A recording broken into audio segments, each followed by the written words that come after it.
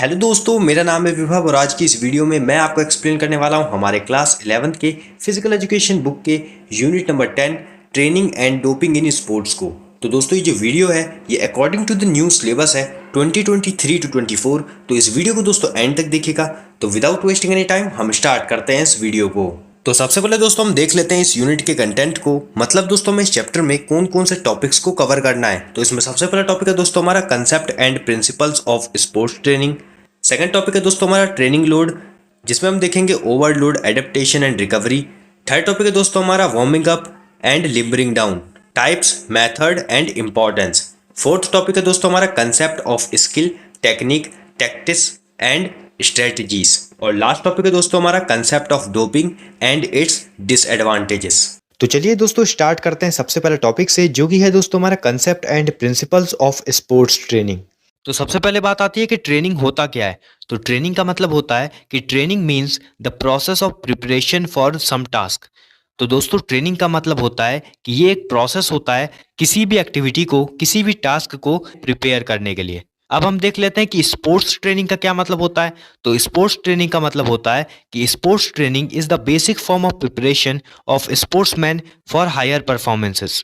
तो दोस्तों sports training का मतलब होता है कि ये एक बेसिक फॉर्म ऑफ प्रिपरेशन होती है किसी भी स्पोर्ट्समैन की, ताकि वो किसी भी कंपटीशन में जाकर अपनी हायर परफॉर्मेंसेस दिखा सके, मतलब अपनी बेहतर से बेहतर परफॉर्मेंसेस दिखा सके। आई होप आपको meaning and concept of sports training समझ में आ गया होगा।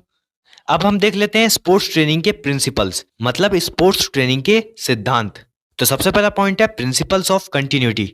तो ये प्रिंसिपल कहता है कि कोई भी अगर स्पोर्ट्स पर्सन है और वो किसी भी एक्टिविटी को, किसी भी स्पोर्ट्स को परफॉर्म कर रहा है, तो उसे रेगुलरली परफॉर्म करना चाहिए। और जब भी वो उस एक्टिविटी को परफॉर्म कर रहा है तब उसे ब्रेक कम लेना चाहिए और उसे अपनी एक्टिविटी में ज़्यादा ध्यान देना चाहिए। सेकंड पॉइंट है प्रिंसिपल ऑफ ट्रेनिंग लोड। तो ये प्रिंसिपल कहता है कि हमें किसी भी स्पोर्ट्स पर्सन पर जो ट्रेनिंग का लोड है वो हमें क्या करना चाहिए, उसे हमें ग्रेजुअली इंक्रीज करना चाहिए, मतलब उसे हमें धीरे धीरे इंक्रीज करना चाहिए। क्योंकि अगर हम किसी भी स्पोर्ट्स पर्सन पर एक साथ पूरा लोड डाल देंगे तो वो इस चीज को झेल नहीं पाएगा और इससे उसकी परफॉर्मेंस भी खराब हो सकती है। थर्ड पॉइंट है प्लान्ड एंड सिस्टमैटिक ट्रेनिंग। तो ये प्रिंसिपल कहता है कि अगर किसी भी प्लेयर को अपने high level of sports performance को अचीव करना है तो उसके लिए उसे एक वेल प्लान्ड प्लानिंग करनी होगी और सिस्टमैटिकली और रेगुलरली उसे उस एक्टिविटी को, उस गेम को रेगुलरली परफॉर्म करना होगा। फोर्थ पॉइंट है एंश्योरिंग रिजल्ट्स। तो ये प्रिंसिपल कहता है कि अगर कोई भी स्पोर्ट्स पर्सन है और वो अगर अपने गोल को अचीव करना चाहता है तो उसके लिए उसे स्मॉल गोल्स को बनाना होगा जिसको वो जल्दी अचीव कर ले और इस चीज़ से उसे कॉन्फिडेंस आए। फॉर एग्जाम्पल, अगर कोई पर्सन है जिसे क्रिकेट काफ़ी पसंद है और क्रिकेट में भी उसे बैटिंग ज़्यादा पसंद है और वो बैटिंग की अपनी टेक्निक्स को इम्प्रूव करना चाहता है, तो उसका एक स्मॉल गोल ये हो सकता है कि आज मैं 100 बॉल्स को फेस करूंगा, मतलब आज मैं 100 बॉल्स को खेलूंगा। तो इस तरीके से जब वो इस गोल को अचीव कर लेगा तो उसे कॉन्फिडेंस आएगा और इसके कारण वो टूर्नामेंट में अच्छा परफॉर्म कर सकता है। फिफ्थ प्रिंसिपल है प्रिंसिपल ऑफ इंडिविजुअल डिफरेंस। तो इसका मतलब होता है कि कोई भी दो पर्सन कभी भी सेम नहीं हो सकते। उनकी कैपेसिटी अलग होगी, उनकी कैपेबिलिटीज अलग होगी, उनका हेल्थ कंडीशन, उनका एज, उनकी रिकवरी पेस, उनकी फिजिक, स्पोर्ट्स पर्सन की सारी चीज़ें डिफरेंट होगी। तो इसीलिए हमें किसी भी पर्सन के साथ अपनी कंपैरिजन नहीं करना चाहिए। हम क्या बेहतर से बेहतर कर सकते हैं अपनी स्पोर्ट्स ट्रेनिंग में, ताकि जिससे हम अपने गोल्स को अचीव कर पाएं और टूर्नामेंट में अच्छे से अच्छा परफॉर्म कर पाएं, इस चीज़ पे हमें ध्यान देना चाहिए। और लास्ट प्रिंसिपल है यूनिफॉर्मिटी। इसका मतलब है कि जो टाइम है और जो ड्यूरेशन है किसी भी एक्टिविटी का, जो भी हम गेम खेल रहे हैं, जो भी हम एक्टिविटी परफॉर्म कर रहे हैं, वो बिल्कुल वेल मेंटेन्ड होना चाहिए। हमें टाइम को कहीं पर भी वेस्ट नहीं करना है। तो ये सब थे principles of sports training. Next topic है दोस्तों हमारा ट्रेनिंग लोड, जिसमें हम देखते हैं ओवरलोड, एडेप्टेशन एंड रिकवरी को। तो सबसे पहले हम देख लेते हैं कि लोड क्या होता है। तो दोस्तों स्पोर्ट्स के फील्ड में लोड को ही हम ट्रेनिंग लोड कहते हैं। ट्रेनिंग लोड का मतलब होता है वो फिजियोलॉजिकल और साइकोलॉजिकल डिमांड जो किसी इंडिविजुअल पर इसलिए डाली जाती है ताकि उसकी परफॉर्मेंस इम्प्रूव हो सके। सेकंड है ओवरलोड। ये लोड हमारी कैपेसिटी से थोड़ा सा ज़्यादा होता है और परफॉर्मेंस को ऊपर उठाने में बहुत ज़्यादा इंपॉर्टेंट रोल प्ले करता है, लेकिन इसकी फ्रीक्वेंसी बहुत कंट्रोल्ड एंड लिमिटेड होनी चाहिए, वरना परफॉर्मेंस डाउन हो सकती है। नेक्स्ट हम देख लेते हैं एडेप्टेशन क्या होता है। जब कोई पर्टिकुलर लोड किसी स्पोर्ट्समैन को बार बार दिया जाता है तो वो इंडिविजुअल उस पर्टिकुलर लोड के लिए यूज्ड टू हो जाता है, स्पोर्ट्समैन की लोड बियर करने की कैपेसिटी बढ़कर स्टेबल हो जाती है। इसी को एडेप्टेशन कहते हैं। एडेप्टेशन बेसिकली हमारी इंक्रीजिंग फिजिकल और फिजियोलॉजिकल स्टेबिलिटी का हायर लेवल पर स्टेबल हो जाना है। अब हम देख लेते हैं कि रिकवरी क्या होता है। तो दोस्तों रिकवरी का मतलब होता है ट्रेनिंग के दौरान हमने जो भी खोया उसको वापस से रीगेन करना। और दोस्तों जो रिकवरी होता है वो एक्सरसाइज के बाद, ट्रेनिंग लोड के बाद काफ़ी ज़्यादा एसेंशियल पार्ट होता है। क्योंकि अगर हमने काफ़ी ज़्यादा इंटेंस ट्रेनिंग कर ली और उसके बाद हमारी बॉडी वापस से रिकवर नहीं हो पा रही है, हम लोग अभी भी थके हुए हैं, तो इससे दोस्तों ट्रेनिंग का कोई भी मतलब नहीं रह जाएगा। नेक्स्ट टॉपिक है दोस्तों हमारा warming up and limbering down types, method and importance. तो सबसे पहले हम देख लेते हैं meaning and definition of warming up. मतलब दोस्तों वार्मिंग अप का क्या मीनिंग होता है, क्या डेफिनेशन होता है। तो सबसे पहले दोस्तों ये जो टर्म है हमारा वार्मिंग अप, इसका मतलब जान लेते हैं। वार्मिंग अप का मतलब होता है गर्म करना, हमारे शरीर को गर्म करना। अब हम इसका सबसे पहले तो जो डेफिनेशन लिखा है उसको पढ़ लेते हैं कि warm up are the set of exercises which are performed before playing any competition और training to prepare well physically and mentally. तो दोस्तों वार्मिंग अप कुछ सेट ऑफ एक्सरसाइजेज होती है जो कि किसी भी ट्रेनिंग या कंपटीशन में पार्टिसिपेट करने से पहले परफॉर्म की जाती है। वार्मिंग अप जो है वो शॉर्ट टर्म की एक्टिविटी होती है, और अगर कोई पर्सन वार्म अप को स्किप करता है और वो डायरेक्ट जाके गेम में पार्टिसिपेट करता है या कंपटीशन में पार्टिसिपेट करता है, तो दोस्तों वहां पर उसके ज्यादा चांसेस है कि वो पर्सन जो है वो इंजर्ड हो जाएगा। नेक्स्ट हम देख लेते हैं टाइप्स ऑफ वार्मिंग अप। तो दोस्तों वार्मिंग अप जो है वो दो टाइप के होते हैं, एक्टिव वार्मिंग अप और पैसिव वार्मिंग अप। सबसे पहले हम देख लेते हैं कि पैसिव वार्मिंग अप क्या होता है। तो दोस्तों पैसिव वार्म अप वो वार्म अप होता है जो कि किसी एक्सटर्नल हेल्प से वार्म अप किया जाता है। For example sun bath, steam bath, hot bath. Next है दोस्तों हमारा एक्टिव वार्म अप। तो दोस्तों एक्टिव वार्म अप जो होता है वो किसी भी एक्सटर्नल हेल्प से नहीं किया जाता है, वो दोस्तों हम लोग खुद करते हैं फिजिकल एक्टिविटीज को परफॉर्म करके, जैसे कि जॉगिंग, स्ट्रेचिंग एक्सरसाइजेस। और ये जो एक्टिविटीज हैं ये दोस्तों हमारे बॉडी के टेम्परेचर को इंक्रीज करने में मदद करते हैं, और इससे हम वेल प्रिपेयर हो जाते हैं किसी भी स्पोर्ट्स और कंपटीशन में पार्टिसिपेट करने के लिए। अब दोस्तों जो एक्टिव वार्म अप है वो भी दो टाइप्स के होते हैं, जनरल वार्म अप और स्पेसिफिक वार्म अप। तो सबसे पहले हम समझ लेते हैं कि जनरल वार्म अप होता क्या है। देखिए जो वार्म अप होता है वो सेट ऑफ एक्सरसाइजेस होता है ना, अगर हम जनरल एक्सरसाइजेस का सेट बना दे तो वो जनरल वार्म अप होता है। अब जनरल एक्सरसाइजेस हम कब परफॉर्म करते हैं, हम कोई भी एक्टिविटी को परफॉर्म करने जा रहे हैं उससे पहले हम नॉर्मल अपनी बॉडी को वार्म अप करने के लिए जनरल एक्सरसाइजेस करते हैं, like slow running, jumping, jogging. तो ये हमारी जनरल एक्सरसाइजेस है। आप जिम जाते हैं, जिम से पहले भी आप कुछ अपनी बॉडी स्ट्रेचिंग करने के लिए कुछ एक्टिविटीज़ या एक्सरसाइजेस को करते हैं। तो ये जो एक्सरसाइजेस हम परफॉर्म करते हैं अपनी बॉडी को वार्म अप करने के लिए, यही दोस्तों जनरल वार्मिंग अप होती है। सेकंड है दोस्तों हमारा specific warm up. Specific warm up means कोई स्पेसिफिक एक्सरसाइजेस का सेट होगा, ठीक है, और ये नॉर्मल वार्म अप के बाद परफॉर्म किया जाता है, और ये जनरल वार्म अप के बाद परफॉर्म किया जाता है। एग्जाम्पल जैसे मान लीजिए कि मुझे अभी क्रिकेट का मैच खेलना है, तो उससे पहले मैं जो वार्म अप करूंगा, वार्म अप करने के लिए मान लीजिए जैसे मैं फील्डिंग की प्रैक्टिस कर सकता हूँ, कैचिंग की थोड़ी सी प्रैक्टिस कर सकता हूँ, तो ये सभी जो है ये स्पेसिफिक वार्म अप में आते हैं।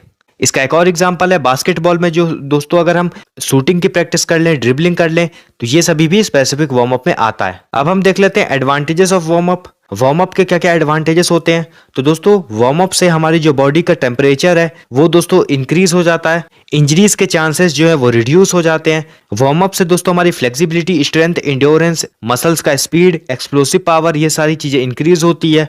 वार्म अप से दोस्तों हमारी एंग्जाइटी, टेंशन, ये सारी चीजें जो है खत्म हो जाती है।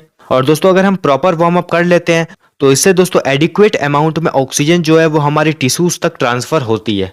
नेक्स्ट हम देख लेते हैं meaning and definition of cooling down या लिबरिंग डाउन। तो दोस्तों वार्मिंग अप में हम क्या करते हैं, अपनी बॉडी को गर्म करते हैं। लिबरिंग डाउन या कूलिंग डाउन में हम हमारी बॉडी को ठंडा करते हैं या फिर नॉर्मल स्टेट पर ले आते हैं। और इसको हम कोई भी स्पोर्ट्स एक्टिविटी या कंपटीशन या ट्रेनिंग में परफॉर्म करने के बाद करते हैं। कूलिंग डाउन या लिबरिंग डाउन को हम वार्मिंग डाउन भी कहते हैं। अब हम देख लेते हैं एडवांटेजेस कूलिंग डाउन या लिबरिंग डाउन का। तो इसका सबसे पहला एडवांटेज ये है कि हमारी बॉडी के टेम्परेचर को रिड्यूस करने में हेल्प करता है आफ्टर द कंपटीशन या ट्रेनिंग। सेकंड है मस्कुलर टेंशन जो होती है उसको डिक्रीज करता है, डिजीनेस या फेटिंग के चांसेस को रिड्यूस करता है, और हमारे मसल्स में ब्लड और ऑक्सीजन की जो सप्लाई है उसमें हेल्प करता है। नेक्स्ट टॉपिक है दोस्तों हमारा concept of skill, technique, tactics and strategies. तो दोस्तों स्पोर्ट्स के पूरे वर्ल्ड में या फिर दूसरी फील्ड्स में स्किल, टेक्निक, टैक्टिक्स, स्ट्रेटजीज इन सब के कंसेप्ट को समझना काफ़ी ज़्यादा इम्पॉर्टेंट होता है, काफ़ी ज़्यादा क्रूशियल होता है सक्सेस पाने के लिए, ग्रोथ अचीव करने के लिए। तो चलिए दोस्तों हम इन सब को एक एक करके डिटेल में समझते हैं कि skill, technique, tactics and strategies होता क्या है। तो सबसे पहला है दोस्तों हमारा स्किल। तो दोस्तों स्किल जो होती है वो एक फाउंडेशन होती है किसी भी परफॉर्मेंस के लिए। और दोस्तों जो स्किल होती है वो किसी भी पर्सन की एबिलिटी होती है, एक्सपर्टीज होती है, जो कि दोस्तों वो किसी भी टास्क में, किसी भी एक्टिविटीज में परफॉर्म करके दिखाता है। स्किल्स जो होता है दोस्तों वो फिजिकल भी हो सकता है। फॉर एग्जाम्पल अगर कोई बास्केटबॉल प्लेयर है, वो अगर दोस्तों अच्छे से ड्रिबलिंग कर ले रहा है तो ये दोस्तों उसकी अच्छी स्किल है। कोई अगर डांसर है दोस्तों, उसका फुटवर्क बहुत अच्छा है, तो ये भी दोस्तों उसकी एक स्किल है। स्किल जो है दोस्तों वो कॉग्निटिव भी हो सकती है। तो कुछ लोग होते हैं जो कि प्रॉब्लम्स को अच्छे से सॉल्व कर पाते हैं, डिसीजंस को अच्छे से ले पाते हैं, तो ये भी दोस्तों एक स्किल ही होती है उन पर्सन्स की। और दोस्तों अगर कोई भी पर्सन चाहता है स्किल्स को डेवलप करना किसी भी स्पेसिफिक डोमेन में, तो उसके लिए दोस्तों उसे कंसिस्टेंसी रखनी पड़ेगी उस काम के अंदर। और दोस्तों जो स्किल है वो एक ऑन गोइंग प्रोसेस है, ये नहीं कि ये तुरंत के तुरंत डेवलप हो जाती है, इसे टाइम लगता है, लेकिन धीरे धीरे करके कंटिन्यूटी के साथ ये डेवलप होती है। स्किल जो है दोस्तों वो प्रैक्टिस से भी डेवलप होती है, ट्रेनिंग से भी डेवलप होती है। नेक्स्ट है दोस्तों हमारा टेक्निक। तो दोस्तों टेक्निक का मतलब होता है एक स्पेसिफिक मेथड, मैकेनिक्स या फिर स्टाइल, जिसके थ्रू हम किसी भी स्किल को करेक्टली एग्जीक्यूट कर सकते हैं, तो इसी को हम टेक्निक बोलते हैं। फॉर एग्जाम्पल आपने दोस्तों एक श्रीलंका के प्लेयर का नाम सुना होगा, तिलक रत्ने दिलशान। तो दोस्तों ये जो प्लेयर थे ये क्या करते थे, ये स्कूप शॉट तो हर कोई खेलता है, लेकिन दोस्तों इन्होंने क्या किया था, इन्होंने एक अपना स्पेसिफिक मेथड लाया था या फिर अपना स्टाइल लाया था स्कूप मारने का, जिसको दोस्तों अभी हम दिल स्कूप के नाम से जानते हैं। ये शॉट काफ़ी ज़्यादा फेमस है। तो ये दोस्तों एक एग्जाम्पल हो गया टेक्निक का। टेक्निक में दोस्तों प्रिसाइज मूवमेंट आता है, बॉडी पोजीशंस आती है, कोऑर्डिनेशन आती है, जिसके थ्रू कोई भी पर्सन अपने टास्क को ऑप्टिमली परफॉर्म कर सकता है। अगर दोस्तों किसी भी पर्सन की किसी भी काम में अच्छी टेक्निक है तो इससे दोस्तों एफिशिएंसी बढ़ती है, इंजरी का रिस्क कम होता है, परफॉर्मेंस इन्हेंस होता है। और दोस्तों कोचेस भी अलग अलग स्पोर्ट्स में प्लेयर्स को टेक्निक को इम्प्रूव करने में, रिफाइन करने में इम्पॉर्टेंट रोल प्ले करते हैं, जिससे दोस्तों उन प्लेयर की पोटेंशियल मैक्सिमाइज हो सके और वो दोस्तों कंसिस्टेंट रिजल्ट अचीव कर सके। नेक्स्ट है दोस्तों हमारा टैक्टिक्स। तो दोस्तों जो टैक्टिक होता है वो एक स्ट्रेटेजिक प्लान होता है या फिर डिसीजन होता है जो कि कोई भी पर्सन बनाता है ड्यूरिंग द गेम कॉम्पिटिशन, ताकि दोस्तों वो उस सिचुएशन में एडवांटेज गेन कर सके ओपोनेंट्स के ऊपर या फिर चैलेंजेस के ऊपर। तो इसी को दोस्तों हम टैक्टिक्स बोलते हैं। टैक्टिक्स के मदद से दोस्तों कोई भी प्लेयर एडवांटेज हासिल कर सकता है अपने ओपोनेंट्स के ऊपर, ज़्यादा से ज़्यादा स्कोर कर सकता है। और दोस्तों टैक्टिक्स जो है वो हमें किस सिचुएशन में लगाना है ये चीज़ भी हमें पता होनी चाहिए, ताकि दोस्तों सक्सेस हमें मिलने के ज़्यादा चांसेस बढ़ें। और दोस्तों हमारी क्या टैक्टिक्स है ये दोस्तों ओपोनेंट को पता नहीं होनी चाहिए। और लास्ट दोस्तों हमारा स्ट्रेटजीज। तो दोस्तों स्ट्रेटजीज जो होते हैं वो हमारे लॉन्ग टर्म प्लान्स होते हैं, जिसके थ्रू हम हमारे ऑब्जेक्टिव्स को, हमारे गोल्स को अचीव कर सकते हैं। स्ट्रेटजीज को हम कैसे बना सकते हैं, तो दोस्तों स्ट्रेटजीज बनाने के लिए हमारे पास हमारा गोल होना चाहिए, इन्वायरमेंट की अच्छी समझ होनी चाहिए, और दोस्तों हमें पता होना चाहिए कि कैसे हम अपने गोल तक पहुंच सकते हैं। स्पोर्ट्स में दोस्तों स्ट्रेटजीज का काफ़ी ज़्यादा इंपॉर्टेंस है। बिजनेस में, अदर एरियाज़ में स्ट्रेटजीज जो है वो काफ़ी ज़्यादा इंपॉर्टेंट रोल प्ले करती है। स्पोर्ट्स में दोस्तों प्लेयर्स को, टीम्स को अगर दोस्तों कोई भी टूर्नामेंट, कोई भी कंपटीशन जीतना है तो उसके लिए दोस्तों उन्हें एक अच्छी स्ट्रेटजी बनानी पड़ती है, जिसके थ्रू दोस्तों वो अपने गोल को अचीव कर सकते हैं, उस टूर्नामेंट को, उस कॉम्पिटिशन को जीत सकते हैं। बिजनेस में और दूसरे एरियाज़ में भी ये काफ़ी ज़्यादा इंपॉर्टेंट रोल प्ले करता है। अगर दोस्तों किसी भी बिजनेस को और ज़्यादा एक्सपेंड होना है तो उसके लिए दोस्तों उसे क्या करनी पड़ेगी, एक अच्छी स्ट्रेटजी बनानी पड़ेगी। कस्टमर सर्विस को इम्प्रूव करना है तो उसके लिए भी दोस्तों उसे क्या करना पड़ेगा, उस बिजनेस को एक अच्छी स्ट्रेटजी बनानी पड़ेगी, जिसके थ्रू वो अपने अपने गोल्स को अचीव कर सकते हैं। स्ट्रेटजी जो होता है वो दोस्तों रोड मैप प्रोवाइड करता है हमें सक्सेस के लिए। लास्ट टॉपिक है दोस्तों हमारा concept of doping and its disadvantages. तो सबसे पहले हम देख लेते हैं डोपिंग का मीनिंग, मतलब डोपिंग का मतलब क्या होता है। तो doping refers to the situation when athletes use prohibited substances और methods to unfairly improve their sporting performance. तो दोस्तों डोपिंग एक प्रोसेस है जिसमें कोई भी एथलीट यूज करता है प्रोहिबिटेड सब्सटेंसेस को या मेथड को, जिससे वो अपने परफॉर्मेंस को इंक्रीज करता है तो प्रोहिबिटेड सब्सटेंसेस का मतलब हो गया वो सब्सटेंसेस जिस पर रोक लगाई गई है, उन पर बैन लगाया गया है, जिनको एथलीट्स को यूज नहीं करना चाहिए, लेकिन एथलीट्स उन सब्सटेंसेस को यूज करते हैं अपनी स्पोर्टिंग परफॉर्मेंस को इंप्रूव करने के लिए। तो ये पूरा प्रोसेस डोपिंग कहलाता है। अब हम देख लेते हैं क्लासिफिकेशन ऑफ डोपिंग, मतलब जो डोपिंग है वो कितने टाइप्स में बटा हुआ है। तो दोस्तों जो डोपिंग है उसको हम क्लासिफाई कर सकते हैं 3 टाइप्स में। सबसे पहला है ड्रग्स एडमिनिस्ट्रेशन, दूसरा है ब्लड डोपिंग, तीसरा है जीन डोपिंग। तो आइए अब हम एक एक करके इन सबको देखते हैं। तो सबसे पहला है ड्रग्स एडमिनिस्ट्रेशन। तो ड्रग्स एडमिनिस्ट्रेशन एक तरह का वो टाइप ऑफ डोपिंग है जिसमें कोई भी एथलीट केमिकल और सिंथेटिक सब्सटेंस का इंटेक करते हैं अपनी बॉडी में, जिससे उनकी बॉडी अच्छे से परफॉर्म करती है या फिर बहुत देर तक अच्छे से परफॉर्म कर सकती है विदाउट एनी फटीग, मतलब किसी भी थकान के बगैर। तो इसका एग्जाम्पल क्या होगा? तो इसका एग्जाम्पल हो सकता है, बिल्कुल रियल लाइफ एग्जाम्पल है, जैसे कि आप जब जिम जाते हैं तो आप क्या करते हैं? ब्लैक कॉफी पी के जाते हैं। तो ब्लैक कॉफी में क्या होता है? कैफीन होता है। क्यों पीते हैं ये चीज? आप सबको पता होगा कि जब हम ब्लैक कॉफी पी के जाएंगे तो हमारी बॉडी एक्टिवेटेड रहेगी, फटीग को रजिस्ट करेगी और हम लंबे टाइम तक वर्कआउट कर सकते हैं। और जब हम लंबे टाइम तक वर्कआउट कर पाएंगे तो हमारी बॉडी जल्दी और अच्छे से डेवलप हो पाएगी। तो जो कैफीन मैंने बताया वो ड्रग एडमिनिस्ट्रेशन का पार्ट है या फिर एक ड्रग है जो कोई भी एथलीट या प्लेयर इनटेक करते हैं अपने परफॉर्मेंस को इंक्रीज करने के लिए। सेकंड आप इसमें मॉर्फिन लिख सकते हैं, थर्ड आप इसमें हेरोइन लिख सकते हैं। तो ये सारे ड्रग्स होते हैं जो ड्रग्स एडमिनिस्ट्रेशन के अंदर आते हैं। अब हम बात करते हैं सेकंड टाइप ऑफ डोपिंग की, जो है ब्लड डोपिंग। तो ब्लड डोपिंग का मतलब होता है ब्लड का इंटेक। तो अगर किसी भी पर्सन के अंदर रेड ब्लड सेल इंक्रीज की जाती है किसी और पर्सन की लेके, तो वो हमारा ब्लड डोपिंग कहलाता है। अब ये चीज कैसे की जाती है? तो ये चीज की जाती है ब्लड ट्रांसफ्यूजन से, या फिर हम बोल सकते हैं ब्लड ट्रांसफर से। जैसे कि मान लीजिए कि कोई पर्सन ए है और कोई पर्सन बी है, तो पर्सन ए का ब्लड निकाल के पर्सन बी की बॉडी में डाल दिया गया ताकि पर्सन बी की बॉडी में आरबीसीज मतलब रेड ब्लड सेल का लेवल बढ़ जाए। तो अगर रेड ब्लड सेल का लेवल इंक्रीज होता है किसी भी पर्सन की बॉडी में, तो किसी भी पर्सन की एनर्जी, स्टेमिना, स्ट्रेंथ, ये सारी चीजें बढ़ जाती है। मतलब अगर कोई भी पर्सन कोई भी एक्टिविटी को परफॉर्म कर रहा है, उससे पहले उसकी बॉडी में रेड ब्लड सेल का ट्रांसफर कर दिया जाता है, तो उसकी एनर्जी, स्टेमिना, स्ट्रेंथ डबल हो जाती है। तो यही कारण है कि कुछ एथलीट्स ब्लड डोपिंग का सहारा लेते हैं। थर्ड है जीन डोपिंग। तो जीन्स का जो ट्रांसफर होता है उसको हम जीन्स डोपिंग कहते हैं। तो इसका एक एग्जांपल मैं आपको बताता हूं कि जैसे उसेन बोल्ट हैं जो कि ग्रेटेस्ट स्प्रिंटर हैं, वो काफी अच्छा भागते हैं। तो अगर उनके जीन्स निकाल के हम किसी और पर्सन की बॉडी में ट्रांसफर करते हैं तो उस पर्सन की भी स्पीड इंक्रीज होती है। तो आप सबको पता होगा जब भी हम स्पीड की बात करते हैं तो व्हाइट ब्लड सेल्स हमारी बॉडी में होते हैं, उस पे किसी भी पर्सन की स्पीड डिपेंड होती है और वो चीज जेनेटिकली आती है। तो अगर हम किसी भी पर्सन की परफॉर्मेंस को इंक्रीज करना चाहते हैं तो हम उसकी बॉडी में जीन्स का भी ट्रांसफर कर सकते हैं। अब हम देख लेते हैं डिसएडवांटेजेस ऑफ डोपिंग। सबसे पहला है एडिक्टिव इफेक्ट्स। डोपिंग करने से एक आदमी जो है वो इन ड्रग्स के लिए एडिक्टिव हो जाता है, यानी उसको इन ड्रग्स को कंज्यूम करने की लत लग जाती है, जिसके कारण समाज में उसका मान सम्मान जो होता है वो कम हो जाता है और साथ ही साथ उसके जो सेंसेस होते हैं वो अच्छे से काम करना बंद कर देते हैं और वो पर्सन दूसरों पर काफ़ी हद तक डिपेंड हो जाता है। सेकेंड डिसएडवांटेज है कार्डियक प्रॉब्लम्स। डोपिंग के कारण एक पर्सन हार्ट रिलेटेड प्रॉब्लम्स से पीड़ित रहता है, उसको अलग अलग प्रकार की हार्ट रिलेटेड डिजीजेस लग जाती है। थर्ड डिसएडवांटेज है अफेक्ट्स किडनी एंड लीवर। तो दोस्तों जो डोपिंग होता है, मतलब ये जो सब्सटेंसेस होते हैं, ये एक पर्सन की किडनी और लीवर को भी डैमेज कर देते हैं।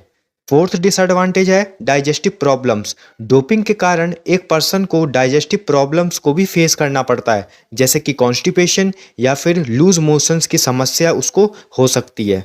फिफ्थ डिसएडवांटेज है डिहाइड्रेशन। डोपिंग करने से यानी स्पोर्ट्स परफॉर्मेंस को इन्हेंस करने वाली सब्सटेंसेस को कंज्यूम करने से हमारी बॉडी में पानी की कमी हो जाती है, जिसके कारण एक पर्सन को डिहाइड्रेशन को भी फेस करना पड़ सकता है। सिक्स्थ डिसएडवांटेज है रेस्पिरेटरी प्रॉब्लम्स। ये सब्सटेंसेस हमारे लंग्स को भी काफ़ी हद तक अफेक्ट करते हैं, जिसके कारण हमारा जो रेस्पिरेटरी सिस्टम है वो बिगड़ जाता है और रेस्पिरेटरी प्रॉब्लम्स जैसे कि अस्थमा जैसी बीमारियों का सामना एक पर्सन को करना पड़ सकता है। और लास्ट डिसएडवांटेज है एबनॉर्मल ग्रोथ। तो डोपिंग में स्टीरॉयड्स या फिर ग्रोथ हार्मोन को कंज्यूम करने से हमारी बॉडी की एबनॉर्मल ग्रोथ होती है, जो कि हमारी बॉडी पार्ट्स के लिए अच्छा नहीं है। तो यहाँ पर दोस्तों ये जो हमारा यूनिट है, unit number 10 training and doping in sports ये दोस्तों यहाँ पर खत्म होता है। अगर दोस्तों ये वीडियो आपको हेल्पफुल लगी है तो इस वीडियो को लाइक कीजिए, इस वीडियो को शेयर कीजिए अपने दोस्तों के साथ। और दोस्तों अगर आप ऐसी ही वीडियोस को देखते रहना चाहते हैं तो इस चैनल को सब्सक्राइब कीजिए। तब तक के लिए दोस्तों all the best, stay tuned with us.